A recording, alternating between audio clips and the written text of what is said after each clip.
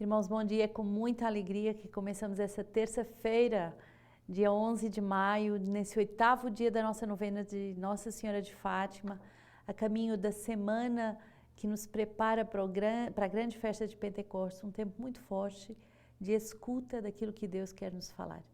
E hoje a palavra é muito transpassadora, ela vai nos dizer que se eu e a minha casa ouvirmos a voz do Senhor, nós serviremos ao Senhor. Se nós crermos, nós seremos salvos.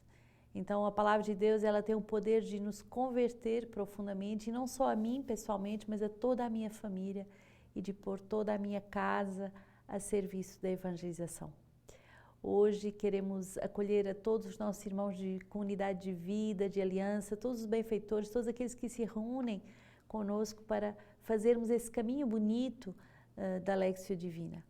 E Atos 16, 22 a 34 é a palavra que nos é dada nessa manhã.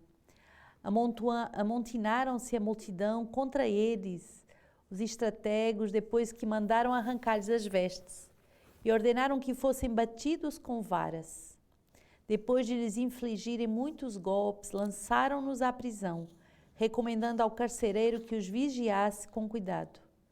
Recebida esta ordem, entre os que este os lançou à parte mais interna da prisão e prendeu-os os pés no cepo. Pela meia-noite, Paulo e Silas, em oração, cantavam os louvores de Deus, enquanto os outros presos os ouviam.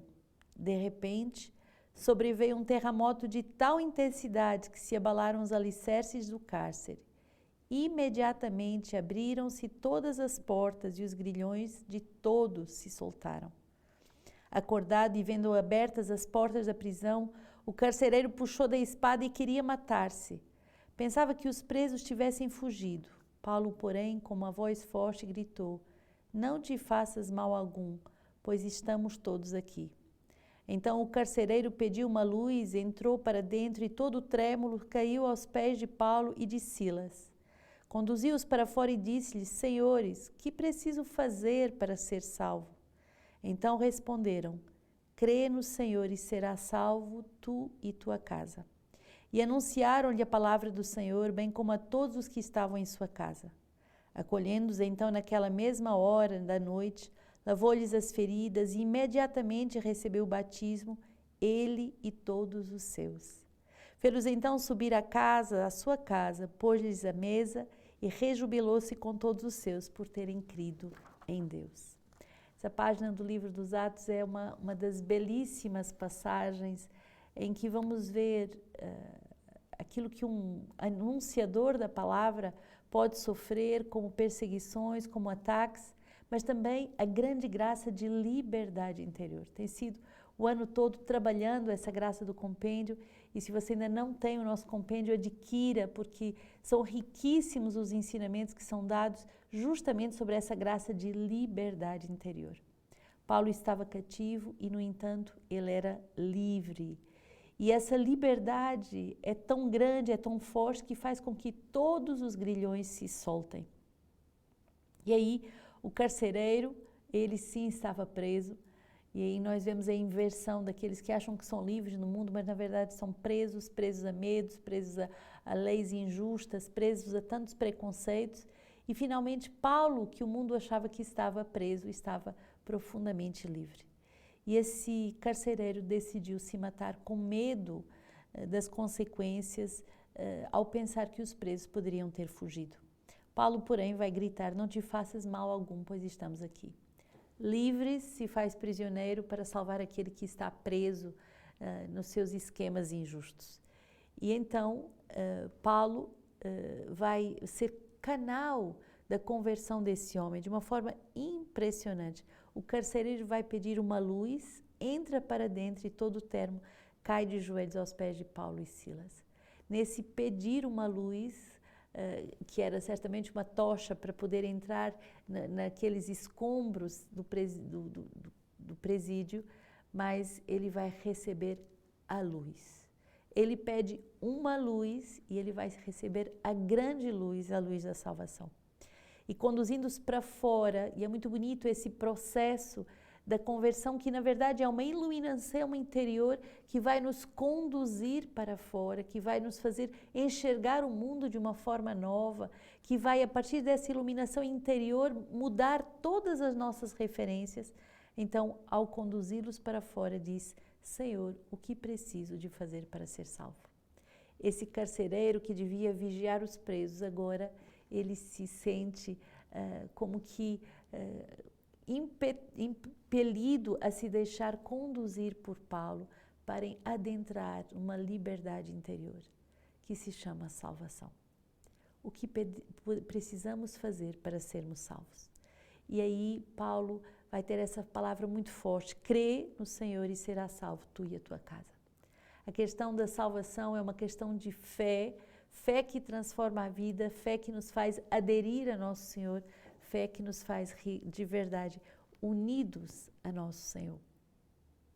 Muito bonito nesse domingo, e quero vos ainda partilhar mais uma vez esse belíssimo momento que vivemos de evangelização com o cardeal, com o Dom Roberto, que é responsável pela vida consagrada, pelo nosso vigário episcopal, cônego, o nosso cônego que com tanto amor cuida de toda essa região episcopal, com todos os padres salesianos, em particular o padre Gustavo, que foi caminho de verdade de toda essa comunhão entre a família salesiana e a comunidade Sementes do Verbo, e com o nosso querido padre Renato, agora o nosso pároco. Toda essa beleza de celebração que glorifica a Deus, e para que a paróquia, a comunidade se torne cada vez mais um lugar onde as pessoas adentram prisioneiras e saem libertas. Por quê? Porque elas fazem esse caminho de iluminação interior. Iluminação interior. O que é que nos liberta? O que é que nos tira das trevas? O que é que nos tira do caminho de prisão, senão a liberdade interior? Crê no Senhor e tu e a tua casa serão salvos. E aí, imediatamente, eles vão receber o batismo e todos vão ser postos à mesa, sinal dessa comunhão nova, sinal dessa pertença à família de Deus, e esse júbilo, sinal verdadeiramente do reino de Deus que está no meio de nós. Salmo 137 nos é dado hoje: eu te celebro, Senhor, de todo o coração, pois ouviste as minhas palavras de minha boca, e na presença dos anjos eu canto a ti. Eu me prostro voltado para o teu sagrado templo, celebro o teu nome por teu amor e verdade, pois tua promessa supera a tua fama. Quando eu gritei, tu me ouviste e aumentaste a força dentro de mim. Se eu caminho no meio da angústia, tu me conservas a vida. Contra a ira do meu inimigo, estendes o braço e a tua direita me salva. Senhor, fará tudo por mim. Senhor, o teu amor é para sempre. Não abandones a obra das tuas mãos. Que bonito esse salmo que faz com que, de verdade, a gente possa cantar: a tua promessa supera a tua fama. É isso que verdadeiramente experimentamos durante esses dias aqui na instituição do nosso pároco, agora nessa nova etapa da nossa paróquia São João Bosco. As tuas promessas superam a tua fama. Aquilo que Deus nos promete, aquilo que Ele faz acontecer em nossa vida é superior àquilo que nós podíamos imaginar. E mesmo que eu caminhe por momentos de angústia, como diz o Salmo, tu me conservas a vida, tu me proteges, tu me salvas. E olha que bonito o versículo 8, o Senhor fará tudo por mim. O nosso Deus é um Deus que nos ilumina, nos liberta, nos protege contra o mal. E também esse é um Deus que não poupa esforços para me salvar. Sim, não abandones a obra das tuas mãos. O Senhor é esse Deus que vai continuar a obra das suas mãos e Ele vai continuar a nos recriar com o poder da sua palavra. Ele vai continuar a fazer com que a obra das suas mãos se complete em nossas vidas. E temos esses dias meditado, fazendo a nossa lexia com o Evangelho de São João, e hoje continuamos João 16, 5 a 11. Agora, porém, vou para aquele que me enviou, e nenhum de vós me pergunta: para onde vais? Mas porque eu vos disse isso, a tristeza encheu os vossos corações. No entanto, eu vos digo a verdade é do vosso interesse que eu parta, pois se eu não for, o Paráclito não virá a vós, mas se eu for, enviá-lo-ei a vós. E quando ele vier, estabelecerá a culpabilidade no mundo a respeito do pecado, da justiça e do julgamento. Do pecado, porque não creem em mim, da justiça, porque vou para o Pai e não mais me vereis, do julgamento, porque o príncipe deste mundo está julgado. Muito forte essa palavra de São João. Jesus prepara os seus apóstolos, os seus discípulos, porque é importante que ele volte para o Pai. E quando há um afastamento, e nós podemos entender isso muito bem quando uma pessoa morre, há uma grande tristeza de dizer, mas eu não vou ter mais a presença sensível daquela pessoa. E o Senhor vem consolar os nossos corações nessa hora, mas Ele vem consolar o coração dos apóstolos naquela hora, dizendo, é preciso que eu vá, é preciso que eu volte para junto do Pai, é do vosso interesse que eu volte. Olha que forte.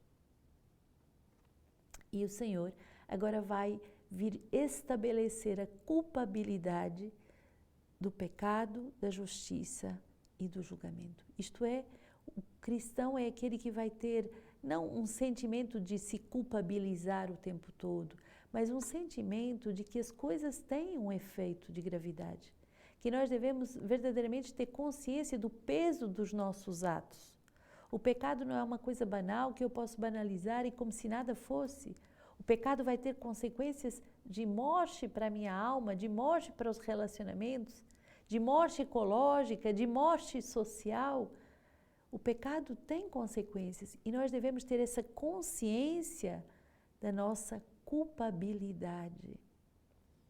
Não para nos destruirmos numa autocrítica sem fim, mas para uma conversão profunda.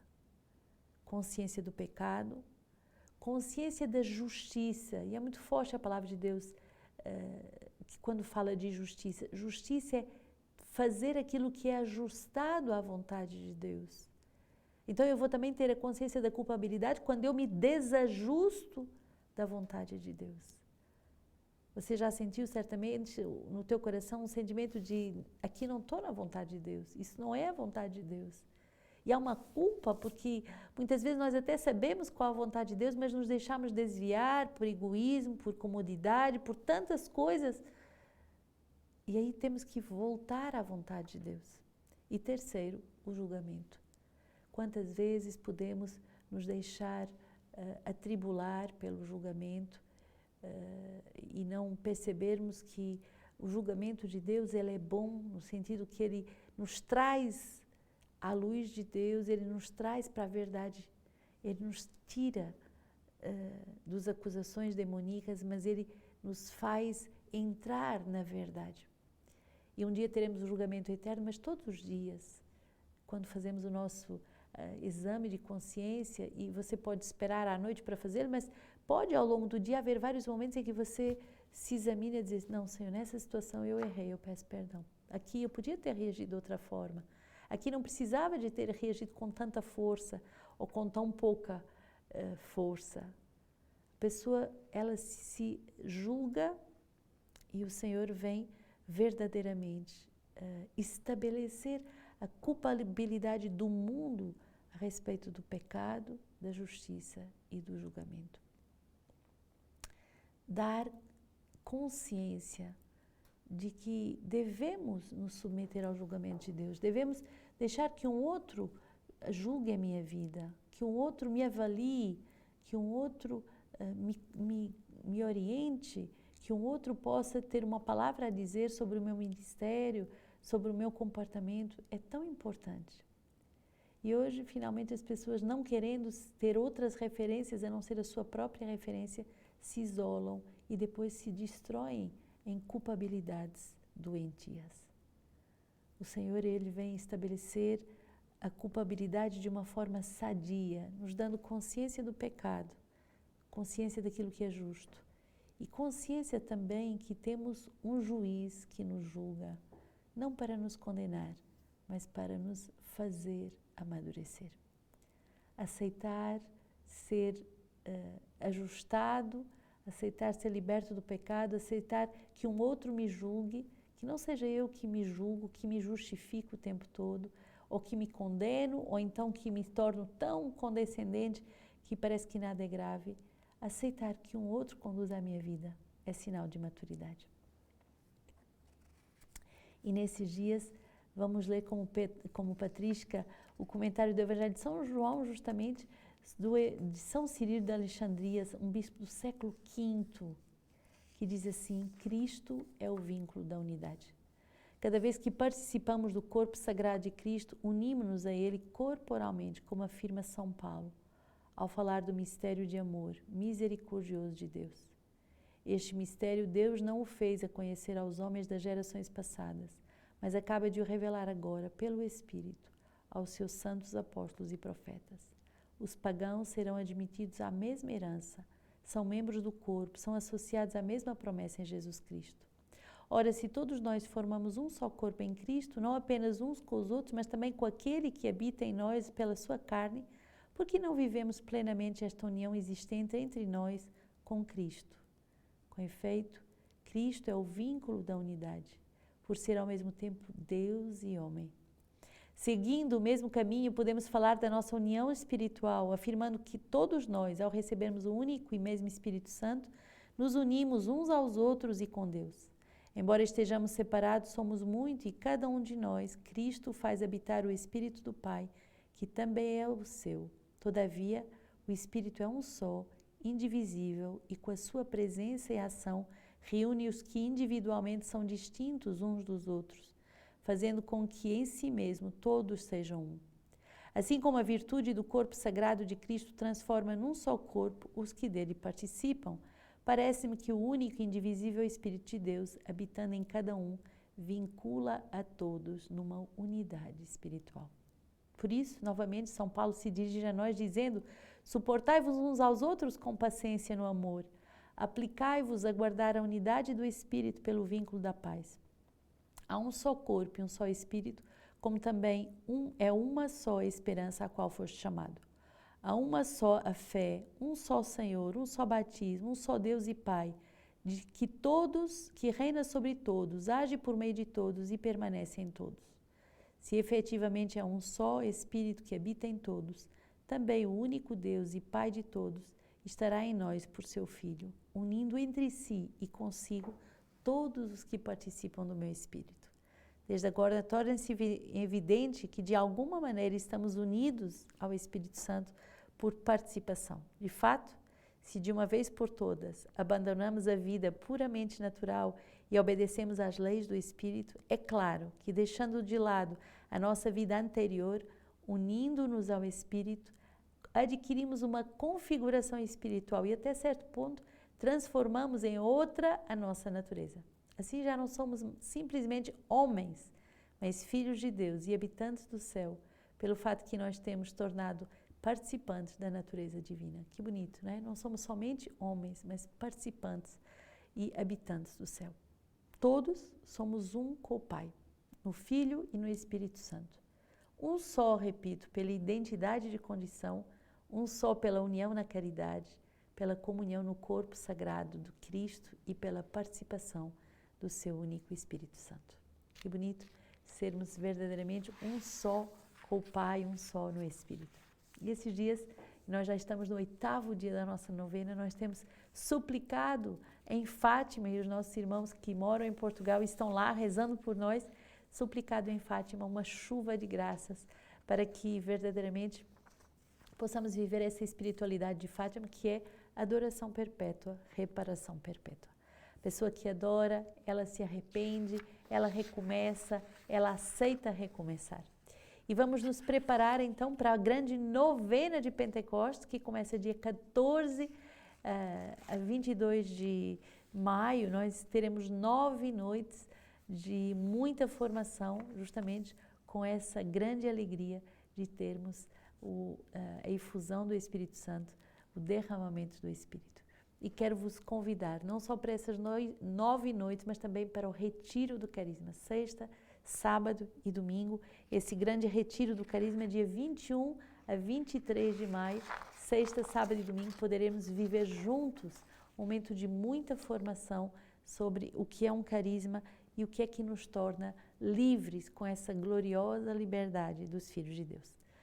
Faça a sua inscrição logo e participe conosco desse momento que vai nos fazer sair de nós mesmos, nos libertar desses medos, dessas angústias, dessas ansiedades, de tantos cálculos, de tantos sofrimentos que têm nos tolhido e, ao contrário, agora, com a força do Espírito Santo, sairmos em missão para proclamarmos que Cristo está vivo, Ele ressuscitou verdadeiramente.